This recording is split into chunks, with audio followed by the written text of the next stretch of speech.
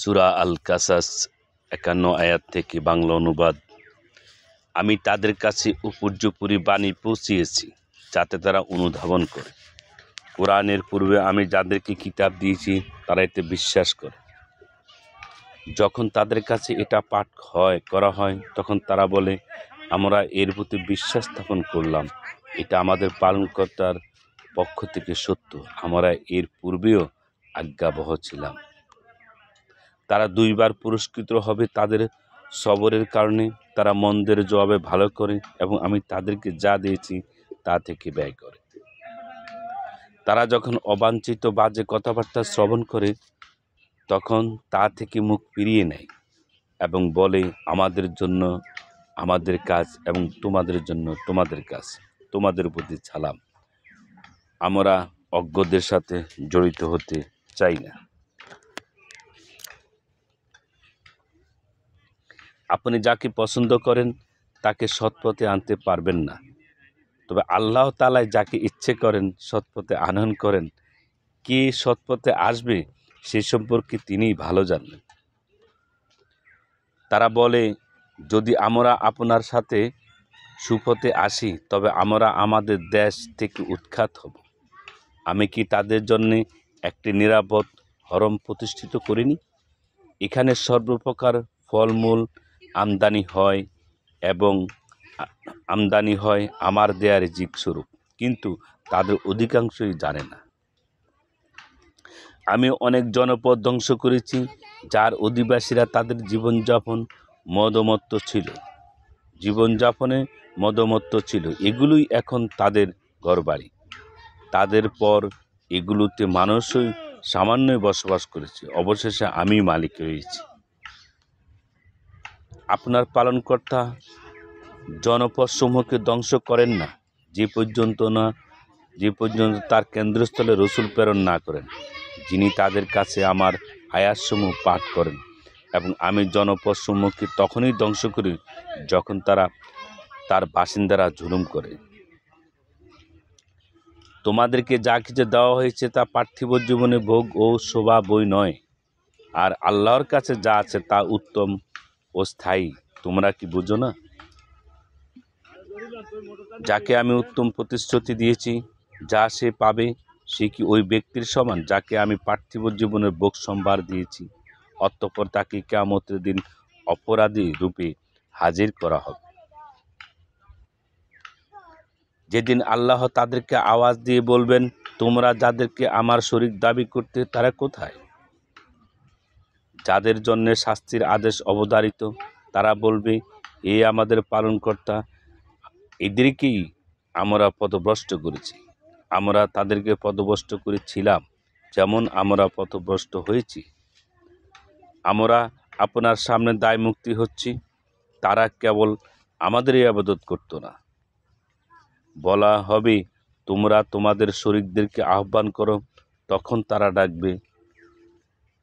অতঃপর তারা তাদের ডাকে সাড়া দিবে না এবং তারা আযাব দেখবে। হায়, তারা যদি সৎপথ প্রাপ্ত হতো। যেদিন আল্লাহ তাদেরকে ডেকে বলবেন, তোমরা রাসূলগণকে কি জবাব দিয়েছিলে? অতঃপর তাদের কথাবার্তা বন্ধ হয়ে যাবে এবং তারা একে অপরকে জিজ্ঞাসাবাদ করতে পারবে না। তবে যে তওবা করে, বিশ্বাস স্থাপন করে ও সৎকর্ম করে, আশা করা যায় সে সফলকাম হবে। আপনার পালনকর্তা যা ইচ্ছা সৃষ্টি করেন এবং পছন্দ করেন।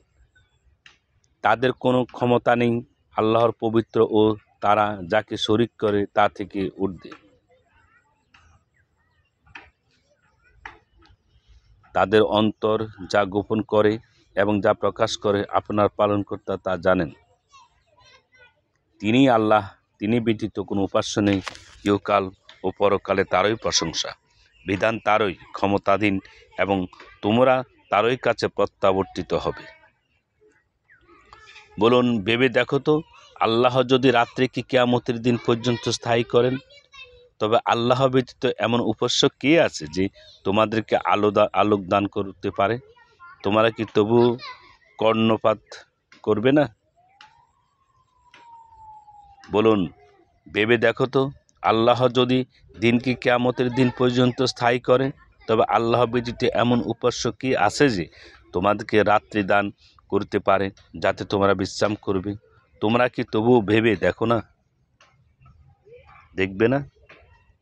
তিনি স্বীয় রহমতে তোমাদের জন্য রাত ও দিন করেছেন যাতে তোমরা তাতে বিশ্রাম গ্রহণ করো ও তার অনুগ্রহ অন্বেষণ করো এবং যাতে তোমরা কৃতজ্ঞতা প্রকাশ করো। যেদিন আল্লাহ তাদেরকে ডেকে বলবেন, তোমরা যাদেরকে আমার শরীক মনে করতে তারা কোথায়? প্রত্যেক সম্প্রদায় থেকে আমি একজন সাক্ষী আলাদা করব, অতঃপর বলবো, তোমাদের প্রমাণ আনো। তখন তারা জানতে পারবে যে সত্য আল্লাহ এবং তারা যা গড়ত তা তাদের কাছ থেকে উধাও হয়ে গেছে। কারণ ছিল মুসার সম্প্রদায়ভুক্ত। অতঃপর সে তাদের প্রতি দুষ্টুমি করতে আরম্ভ করল। আমি তাকে এত ধনভাণ্ডার দান করেছিলাম যার চাবি বহন করা কয়েকজন শক্তিশালী লোকের পক্ষে কষ্টসাধ্য ছিল। যখন তার সম্প্রদায় তাকে বলল, দম্ভ করো না, আল্লাহ দাম্ভিকদের ভালোবাসেন না। আল্লাহ তোমাদেরকে যা দান করেছে তদ্বারা পরকালে গৃহ অনুসন্ধান করো এবং ইহকাল থেকে তোমরা অংশ ভুলে যেও না। তুমি অনুগ্রহ করো যেমন আল্লাহ তোমার প্রতি অনুগ্রহ করেছেন এবং পৃথিবীতে অনর্থ সৃষ্টি করতে প্রয়াসী হইও না।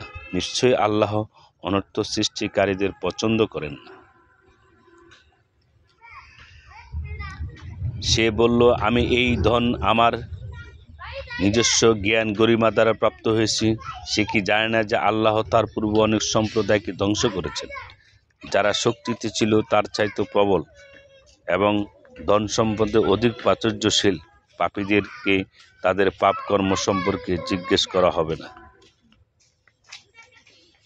অতঃপর কারণ জাঁকজমক সহকারে তার সম্প্রদায়ের সামনে বের হলো। যারা পার্থিব জীবন কামনা করত তারা বলল, হায় কারণ, যা প্রাপ্ত হয়েছে আমাদেরকে যদি তা দেওয়া হতো, নিশ্চয়ই সে বড় ভাগ্যবান। আর যারা জ্ঞান প্রাপ্ত হয়েছিল তারা বলল, ঠিক তোমাদেরকে, যারা ঈমানদার ও সৎকর্মী, তাদের জন্য আল্লাহর দেয়া সওয়াবই উৎকৃষ্ট। এটা তারাই পায় যারা সবরকারী। অতঃপর আমি কারুনকে ও তার প্রাসাদকে ভূগর্ভে বিলীন করে দিলাম। তার পক্ষে আল্লাহ ব্যতীত এমন কোনো দল ছিল না যারা তাকে সাহায্য করতে পারে এবং সে নিজেও আত্মরক্ষা করতে পারল না।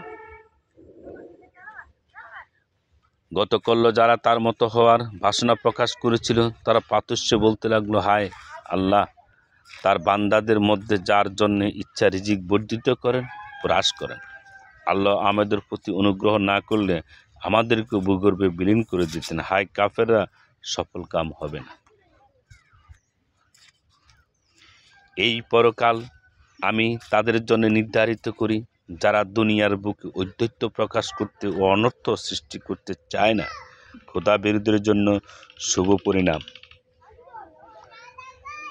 যে সৎকর্ম নিয়ে আসবে সে তদপেক্ষা উত্তম ফল পাবে এবং যে মন্দ কর্ম নিয়ে আসবে এরূপ মন্দ কর্মীরা সে মন্দ কর্ম পরিমাণেই প্রতিফল পাবে।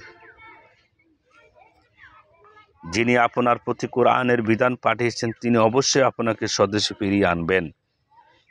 বলুন, আমার পালনকর্তা ভালো জানেন কে হেদায়েত নিয়ে এসেছে এবং কে প্রকাশ্য বিভ্রান্তিতে আছে।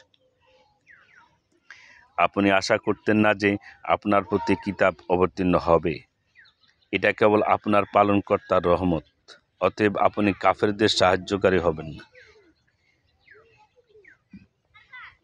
কাফেররা যেন আপনাকে আল্লাহর আয়াত থেকে বিমুখ না করে। সেগুলো আপনার প্রতি অবতীর্ণ হওয়ার পর আপনি আপনার পালনকর্তার প্রতি দাওয়াত দিন এবং কিছুতে মুশরিকদের অন্তর্ভুক্ত হবেন না। আপনি আল্লাহর সাথে অন্য উপাস্যকে আহ্বান করবেন না। তিনি ব্যতীত অন্য কোনো উপাস্য নেই। আল্লাহর সত্তা ব্যতীত সব কিছুই ধ্বংস হবে। বিধান তারই এবং তোমরা তারই কাছে প্রত্যাবর্তিত হবে।